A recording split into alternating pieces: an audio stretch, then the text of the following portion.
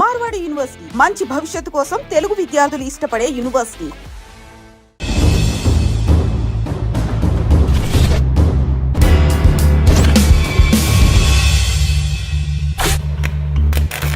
Welcome to crime confessions.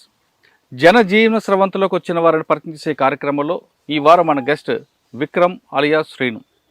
Vikram alias Srinu నల్లవరంలో గతంలో పనిచేసినప్పుడు ఆయన చేసిన కార్యక్రమాలన్నీ విషయాల్లో మొదటి ఇంటర్లో చెప్పారు.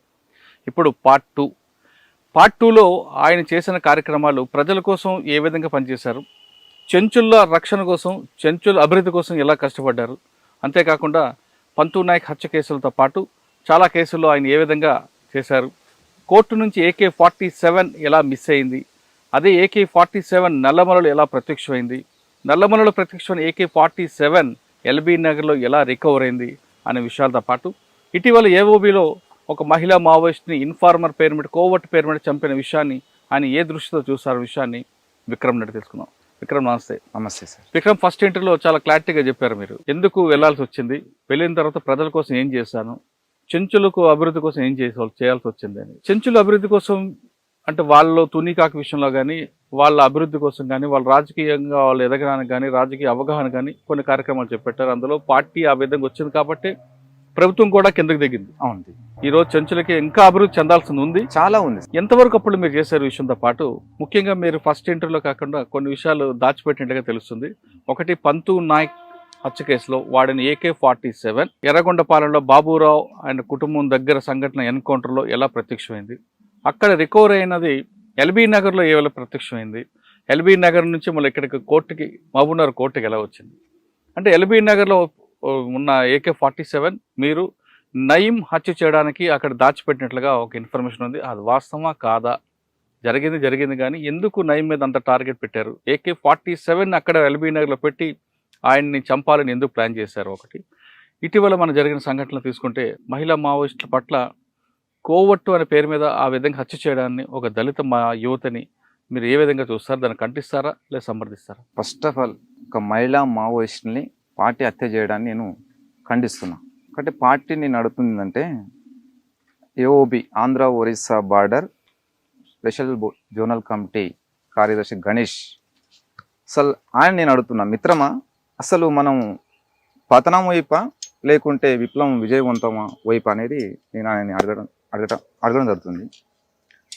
అంటే ఎవరన్నా కోవట్టు అనే ముద్ర పడితే అంటే వాళ్ళు కోర్టు కంటే ముందు ప్రచారం ఎక్కువ జరుగుతుంది. అది ప్రభుత్వాల లేకుంటే పోలీసులు చేస్తారనేది తర్వాత విషయము. అయితే ఇంకోటి, దళిత మహిళ అంటే పార్టీలో అంటే ఇంకోటి అమ్మాయి కూడా కుల నిర్మూలన జరగాలి అనే ఆమె విప్లవోద్యమంలోకి వెళ్ళిపోయింది. తను దాదాపుగా 5 సంవత్సరాలు పనిచేసింది.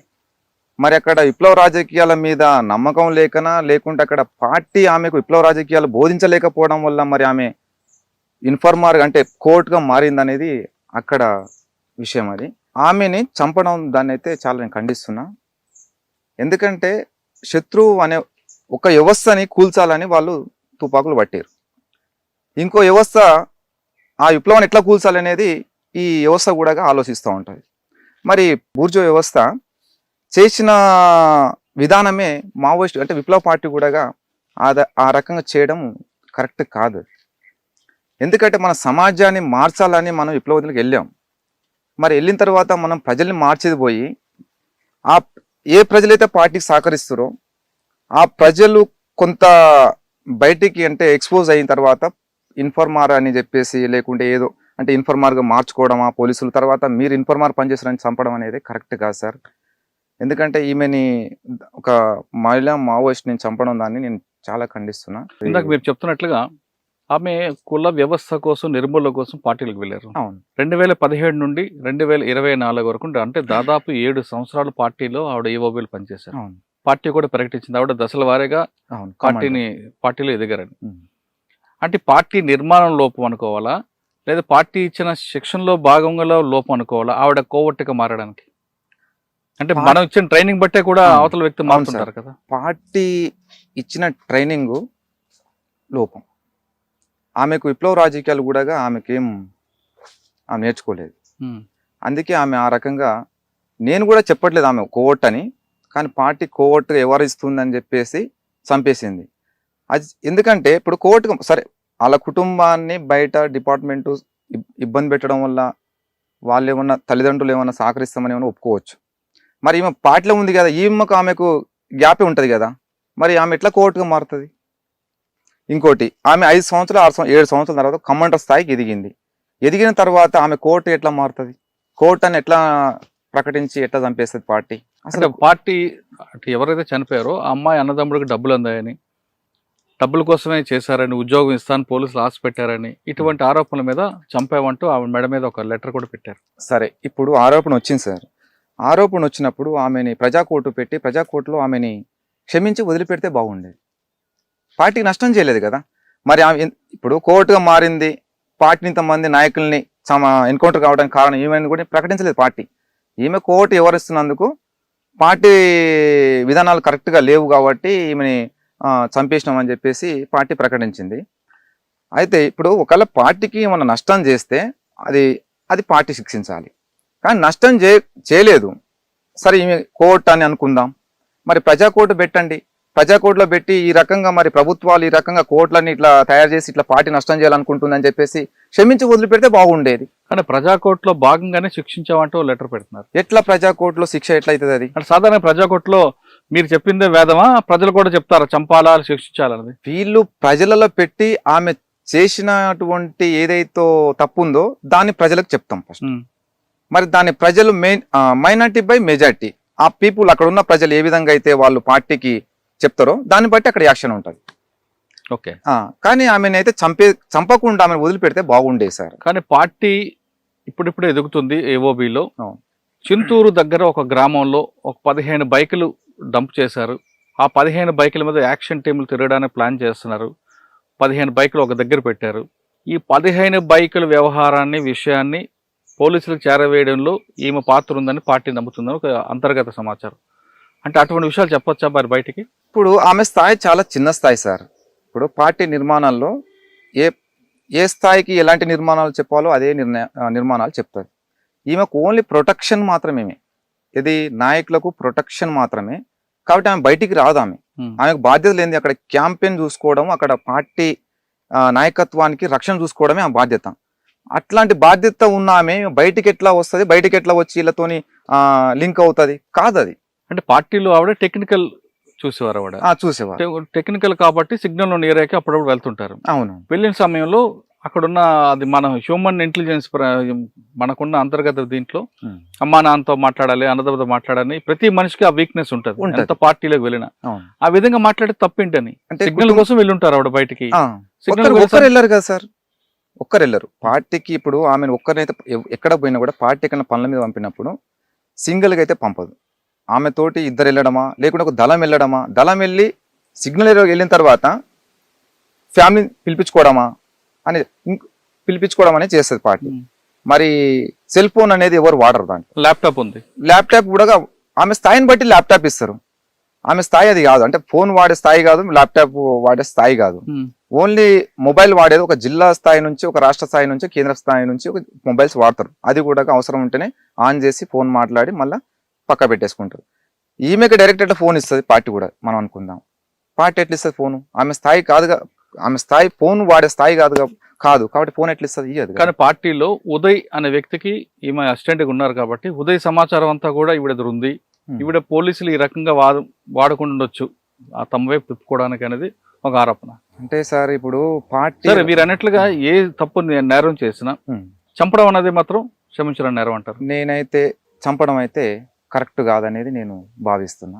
అంటే అంతకన్నా పెద్ద ద్రోహం చేసిందని పార్టీ భావించవచ్చు కదా. చైనా ఉద్యమంలో పొలిట్ బ్యూరో సభ్యులు కూడా కోర్టులుగా మారిన తర్వాత రాష్ట్ర స్థాయి, కేంద్ర స్థాయి నాయకులను కూడా నష్టం చేసింది అక్కడ చైనా ప్రభుత్వం. చైనాలో అట్లాంటి వాళ్ళని కొంతమంది పార్టీ క్షమించి వదిలిపెట్టింది. మరి చైనాలో మావో విప్లవం విజయవంతం చేసిండు, అక్కడ ప్రజాస్వామిక వ్యవస్థ ఉంది. ఇండియాలో కూడా మావో ఆలోచన విధానాన్ని మనం ఇక్కడ అమలు చేయాలనేది ఇండియా మావోయిస్టు సిద్ధాంతం.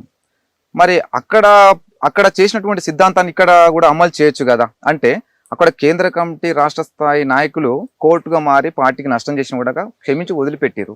మరి ఈమె చాలా చిన్న కదా, అది ఒక మహిళ, ఒక చిన్న చెల్లెమ్మ, ఆమె ఎట్లా చంపుతుంది? పార్టీ చంపొద్దు కదా సార్. పార్టీకి సాధారణంగా ప్రజల్లో సానుభూతి తక్కువ క్రమంలో ఇప్పుడు ఈ దళితులు వాళ్ళు కానీ వీళ్ళందరూ కూడా ఆమె వస్తున్నారు. అవును. ఇటువంటి క్రమంలో మహిళల పట్ల ఈ విధంగా చేస్తే రేపు పార్టీకి ఎవరైనా వచ్చే అవకాశం ఉందంటారా? నేను ఒక్క విషయం చెప్పదలసింది ఏంటంటే, మహిళల్ని మావోయిస్టులు చంపేశారనేది ప్రచారం నడుస్తుంది. చంపారని వాళ్ళే చెప్తున్నారు కదా. చంపిరు వాళ్ళు, మొత్తం వాళ్ళే ప్రకటించరు. ఓకే, దీన్ని చంపడం అనేది కరెక్ట్ కాదని పూర్తి ఖండిస్తున్నా.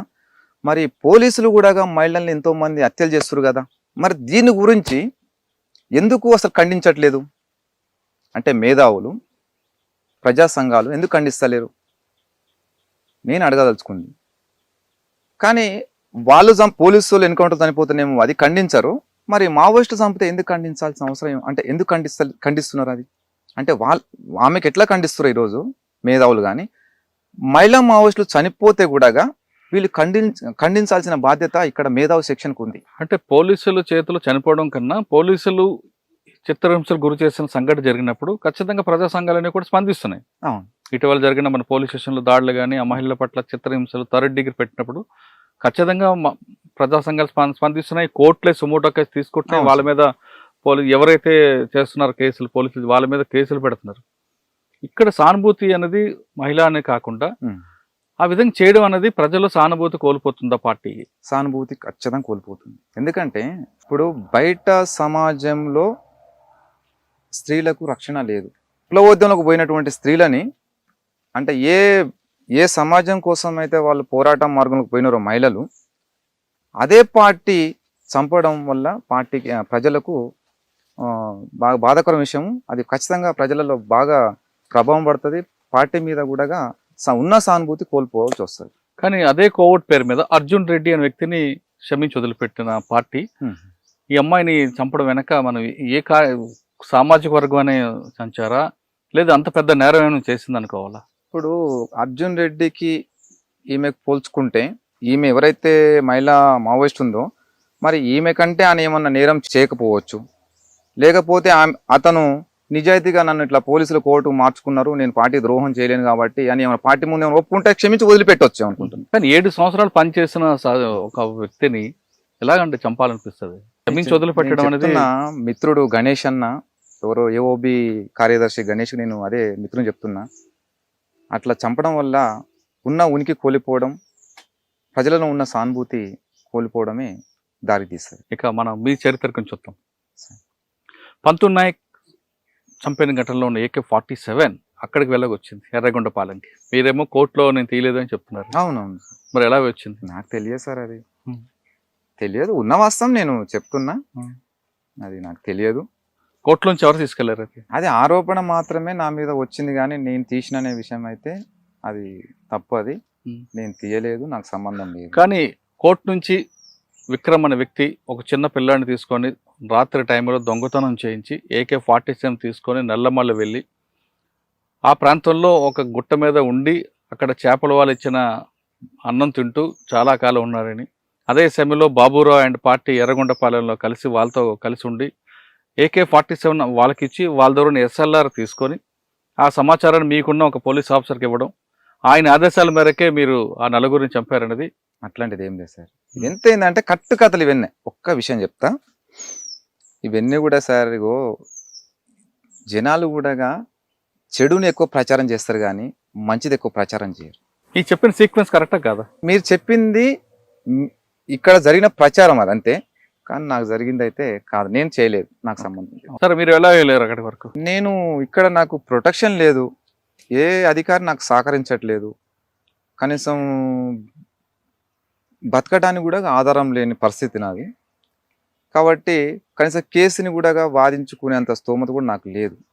ఇక ఆ టైంలో నేనేం చేసిన, ఇక ఈ సమాజంలో మనం బతికే కన్నా విప్లవోద్యమం పోయి పోరాడి చనిపోతే బెస్ట్ అనుకుని పోయినాను, వెళ్ళిపోయారు. కానీ మీరు ఒకరోజు ఉదయం మీ గ్రామంలో వ్యవసాయం చేసుకున్న సమయంలో మీకోసం హోంగార్డ్ వచ్చారు, ఒక ఎస్ఐ పంపించారు రమ్మన్నారని. హోంగార్డ్ చూసిన వెంటనే మీరు అదే రోడ్లో అడవిలోకి పారిపోయి హోంగార్డ్ అయితే నేను ఊర్లో వ్యవసాయం చేసుకుంటానే, నేను ఊర్లో ఉన్న టైంలో వచ్చారు, అక్కడ నుంచి మీరు అడవిలోకి పారిపోయి వెళ్ళిపోయారు. అయితే నేనేం అప్పుడేం పారిపోలేదు, నేను ఇంటి దగ్గర ఉన్నా. 2 హోంగార్డ్స్ వచ్చారు, వాళ్ళంతా మాజీలే. వచ్చి మా భార్య సాయంత్రం 4 o'clock ఇల్లు ఊకుతుంది. నేను అప్పుడు పొలం దగ్గర ఉన్నా, ఉమ్. ట్రాక్టర్తోని అక్కడ పొలం దున్నించుకుంటా ఉన్నా. మా భార్యని అడిగిపోయారు వాళ్ళు అంతే. అడిగిపోయిన తర్వాత లేడు పొలంకి పోయిండు అని చెప్పారు. నేను సరే వాళ్ళు కూడా వెళ్ళిపోయారు. వెళ్ళిపోయిన తర్వాత మళ్ళీ ఇంటికి వచ్చినాక ఇట్లా చెప్పారు అనమాట. వచ్చిర్రు ఇట్లా అడిగిరు అని చెప్తే సరేలే ఇప్పుడు అప్పుడప్పుడు వస్తుంటారు కదా, వచ్చినప్పుడు కలవడానికి వచ్చిరేమో అనుకున్నా. అయితే మళ్ళీ ఒక గంట తర్వాత రమేష్ కోత్వాల్ అనే సిఐ అమరాబాద్, అతను జీప్ తీసుకొని ఫస్ట్ మా గ్రామానికి ఎంటర్ అయ్యిండు. ఎవరైతే హోంగార్డ్ మా ఇంటికి వచ్చిపోయారో అతను నాకు కాల్ చేసిండు, తమ్ముడు నేను సార్ సిఐ సార్ మిమ్మల్ని కలవడానికి వస్తున్నాడు, ఊరు బయటికి రండి, నేను బైక్ మీద వస్తున్నా అని చెప్పిండు. అంటే నాతోనేం పని సార్, కానీ అంటే ఎప్పుడు కూడా నేను ఎప్పుడు కలవలేదు, మాట్లాడలేదు. నాతోనేం పని అన్నా, ఏదో పని ఉంది మాట్లాడటానికి రమ్మంటాను. 7 అవుతుంది టైం. ఈ టైంలో నాకెందుకు, నన్నెందుకు కలుస్తాడని చెప్పేసి నేను కొంచెం భయపడ్డ తర్వాత నేనేం చేసినంట, ఎంతకైనా మంచిది కొంచెం పక్క ఉంటే బాగా అని చెప్పేసి నా మొబైల్ స్విచ్ ఆఫ్ చేసి నేను పక్కకి వెళ్ళిపోయాను. ఆయన వచ్చిన ఒక అర్ధగంట సేపు ఉన్నాడు. అప్పటికి నేను వేరే ఆఫీసర్కి ఫోన్ చేసిన. ఫోన్ చేసి సార్ ఇట్లా నా కోసం సిఐ సారు కలవమంటున్నాడు, బయట ఉన్నాడు, మరి ఏమన్నా నా మీద ఏమైనా కేసులు ఏమన్నా మళ్ళీ ఏమన్నా బనాయిస్తారా ఏం సార్, మరి నేను బతకాలా వద్దా అని చెప్పి అన్న. ఏదైనా ఉంటే రేపు పొద్దుగాల వస్తా సార్, మీరు చెప్పండి సార్ సిఐ సార్కు, వస్తే రేపు పొద్దున పోయి కలుస్తా అని చెప్పిన. సరే అమ్మ నేను చెప్తానని చెప్పేసి మరి ఏం చెప్పాడు చెప్పిండు. ఆ తర్వాత కొంతమంది రాజకీయ నాయకులు కూడా ఫోన్ చేస్తే ఏం కాదు రేపు పొద్దుగాన పోదాంలే, ఎందుకు భయపడతావు, నువ్వు చేసిన తప్పేముంది, బయటకు వచ్చి హ్యాపీగా బతున్నావు కదా అని చెప్పేస్తే సరే అని చెప్పేసి ఉన్నా. అయితే మా సిఐ ఏం చేసాడు, మళ్ళీ ఫోన్ ఆన్ చేస్తే మా ఊళ్ళో ఉంటాడు ఒక అడ్వకేటు బావ అవుతాడు. అతను ఏం చెప్పినంటే, మమ్మర్ది ఇట్లా సారు మా ఇంటి దగ్గర కూర్చున్నాడు, వచ్చే ఇంటికి చాలాసేపు అయింది వెయిట్ చేస్తున్నాడు అంటే, చూడండి బాబా సార్తో నాకు ఏం పని లేదు, నాకు ఆయనతో ఏం అవసరం లేదు, నాకు నేను ఏదంటే పై ఆఫీసర్లతో మాట్లాడుకుంటా, ఆయన ఎందుకు వచ్చిండు నాకు సమాధానం చెప్పమని చెప్పిన. కలవటానికి వచ్చిండంట. కలవటానికి వస్తే మరి పిఎస్కి రమ్మంటాడు, నాకోసం డైరెక్ట్ ఇక్కడ ఎందుకు వస్తాడు? ఎందుకంటే అప్పటికి నేను జైల్లో ఉండొచ్చినా, అప్పుడప్పుడే నాకు జైలు అనుభవం తెలుసు కాబట్టి, ఇవన్నీ పోలీసులు ఆడే అన్నీ నాకు తెలుసు కాబట్టి కొంచెం నేను భయపడి, లేదు బాబా ఏం లేదు, ఏమన్నా రేపు పొద్దుగాల కలుస్తా వెళ్ళిపోమని చెప్తే, సరేనా 8 గంటలకు అని మా ఇంటికి వచ్చిండు, రేపు పొద్దుగాల రాకపోతే స్పెషల్ పార్టీ తీసుకొని వస్తా అని చెప్పేసి వెళ్ళిపోయింది. తర్వాత ఇక వేరే వాళ్ళు చెప్పారు అనమాట, ఏదో మొత్తం మీద అయితే నీకు ప్రమాదం ఉన్నది అని చెప్తే, ఇక మళ్ళీ పోయి జైల్లో పడేస్తే నన్ను ఇంకా ఎవరు తీస్తారు బయటికి, ఇక ఎట్లా ఇక్కడే కేసు సమస్య ఉంది, అక్కడే మళ్ళీ జైల్లో ఉండొచ్చిన అప్పటికి 2 సంవత్సరాలు, ఇంటికాడ పరిస్థితి ఏంది ఇట్లా, అప్పటికి బాబు పుట్టిండు, ఇక నాకు ఇక డిప్రెషన్కి పోయినా ఇక అని చెప్పేసి, మళ్ళీ ఈ మార్గం కరెక్ట్ కాదు, ఇక ఆ మార్గం పోతే సరే ఇక్కడ చనిపోయే కన్నా పోయి ప్రజల కోసం త్యాగం చేస్తానన్న ప్రజల పేరు ఉంటుంది కదా అని చెప్పేసి మళ్ళీ ఉద్యోగానికి వెళ్ళిపోయాను. అక్కడ వెళ్ళాక బాబురావు వాళ్ళందరూ కనబడ్డారు, కానీ అక్కడ మీరు ఆయుధాలు ఎక్స్చేంజ్ చేసుకున్నారు కదా? మీ ఆయుధాలు ఎక్స్చేంజ్ అనేది ఏముండదు సార్. ఇప్పుడు నా స్థాయి కమాండర్ స్థాయి, నేను క్యారీ చేసిన కూడా దళంలో SLR, కానీ నా స్థాయిని బట్టి ఆయన ఇప్పుడు నేను అరెస్ట్ అయి ఉన్నా కాబట్టి ఆయన కొన్ని రోజులు అబ్జర్వేషన్లో పెట్టి నాకు SLR ఇచ్చిండు ఆయన. అది కూడా వేరే దగ్గర డంప్ ఉంటే తీసుకొచ్చి నాకు ఇచ్చిండు. ఓకే, ఆ ఎన్కౌంటర్ ఎలా జరిగిందంట బాబురావు గారు? సార్ 100% అది ఇన్ఫార్మర్ తోటి ఎన్కౌంటర్ జరిగింది. ఆ ఇన్ఫార్మర్ మీరే అడిగారు? తప్పు సార్, అది అన్ని ఫాల్స్ ఎలిగేషన్స్ చెప్తున్నాయి కదా నేను సార్ ఒక విషయం చెప్తా, నేను పార్టీకి ద్రోహం చేయాలంటే పెద్ద పెద్ద నాయకులని పట్టించటం నేను ఇప్పుడు, అంటే ఈ సెకండ్ టైం కాదు, ఫస్ట్ టైంలోనే ఒక జిల్లా స్థాయి నుంచి, ఒక రాష్ట్ర స్థాయి నుంచి, ఒక కేంద్ర స్థాయి అంటే రాష్ట్ర స్థాయి వరకు నేను నష్టం చేసేటోని. ఎందుకంటే దళం సాంబశివుడు ఒక దగ్గర ఉంటే ఎవరిని బట్టి ఆయన పంపడు, నమ్మకస్తుని పంపిస్తాడు. పోవాలి పార్టీ అంటే 3-4 రోజులు పోయేది, మైదాన ప్రాంతంలో పోయి పార్టీ పని చేసుకొని మళ్ళీ అక్కడ దళం కాడికి వచ్చేది. మరి అప్పటికీ నేనేమైనా పార్టీ ద్రోహం చేయాలంటే ఎప్పుడో చేసేవాడిని. ఇది ఏంటంటే ఇంత పెద్ద ఎన్కౌంటర్లో ఈ జరిగిన అశోక్ ముగ్గురు చనిపోవడం ఏంది, ఈయన ఎట్లా తప్పించుకున్నాడు అంటే, ఈయననే ఎన్కౌంటర్ ఏంటంటే వాళ్ళు జనాలు పబ్లిక్ ఏంటంటే తొందరగా క్యాచ్ చేస్తారు, అంటే వాళ్ళు అనుమానాన్ని అది రియల్గా వాళ్ళు క్రియేట్ చేసుకుంటారు. అంటే భౌతికవాదులు భావవాదులు ఉంటారు సార్, అంటే ఇలా భౌతికవాదులు భావవాదులు అంటే కొంతమంది ఏంటంటే ఇప్పుడు వాళ్ళు ఇక్కడుండి విక్రమ్ తప్పించుకుండు కదా, ఈయననే చేయించిండు, ఈయననే ఇట్లా. సరే ఓకే, మీరు అన్నట్లుగానే ఆ విధంగా ఊహించుకున్నారు అనుకుందాం. ఓకే, మహబూబ్నగర్ కోర్టులో ఉన్న AK-47 ఎర్రగొండపాలెం వెళ్ళి ఎల్బీ నగర్ ఎలా వచ్చింది? ఎల్బీ నగర్ లేదు సార్, ఎల్బీ నగర్ రికవర్ అయింది కదా, అప్పుడు చంద్రశేఖర్ అని ఇన్స్పెక్టర్ కదా. అప్పుడు శ్యామ్ ఉండే కదా, శ్యామ్ సరెండర్ అయింది. శ్యామ్ సరెండర్ అయిన తర్వాత అది ఆయన చూపిన డంపులు అవన్నీ, అప్పుడు యాక్షన్ చేసింది కూడా దాంతోనంట. అయితే ఇప్పుడు నేను అరెస్ట్ అయినా కాబట్టి కేసులు నా మీద దొబ్బేసారు.